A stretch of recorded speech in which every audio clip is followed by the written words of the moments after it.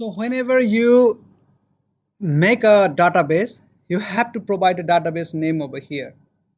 For the time being, I'm doing it very surfacely so that I can minimize the time of the recording. Okay. And in the way, let's add it. I have added this database.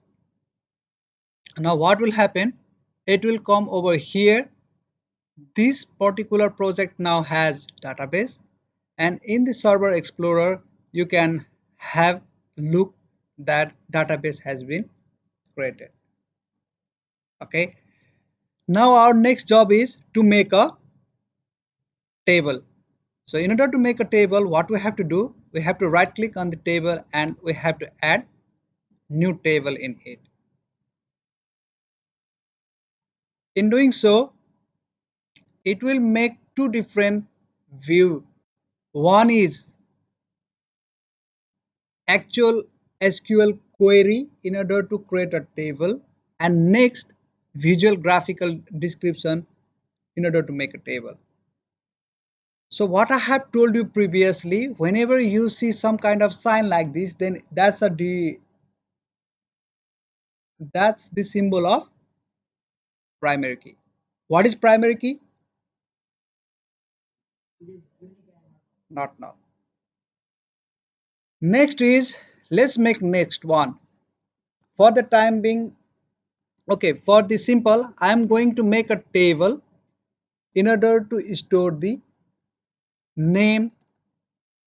Here is the data type. Now what is data type? Data type means the column that we are going to make is what kind of type? Is it integer?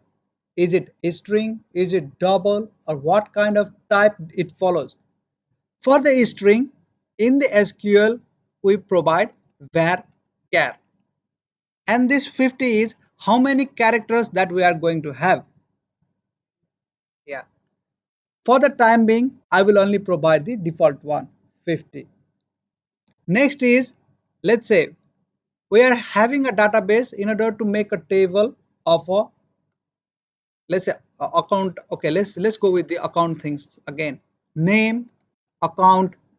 You can provide, either you can provide account number at the top or different account number, it doesn't matter, but primary key will only be one column.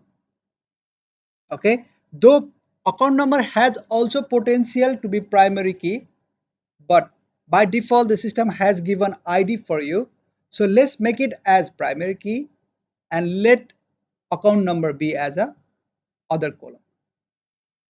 Now account number,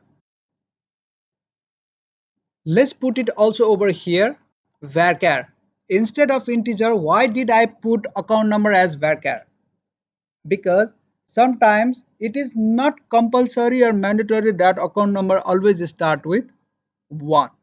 If you go in the bank, even I can ask you what is your account number, then I don't think that it is simply a 1 or 2 digit number. Yeah, in the same way.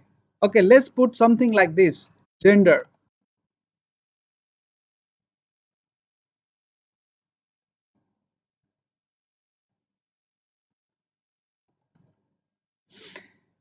There is another terminology which is called tiny int.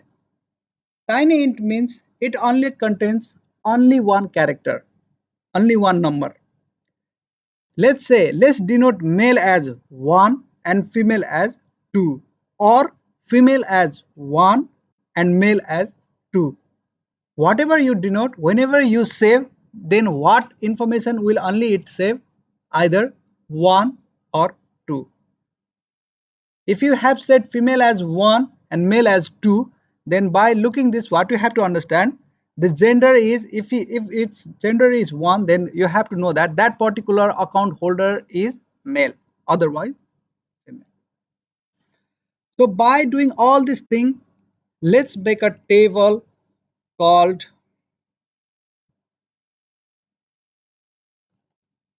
bank account. Okay, bank account. You can provide, the best practice is bank account. So after doing all this thing, what you have to do, you have to update it in order to create that table. But before, in order to reduce our task, what I'm going to do is I want to change some properties. The property is whenever I will enter some new information, then I want to make it increment by itself and it provides the information by it.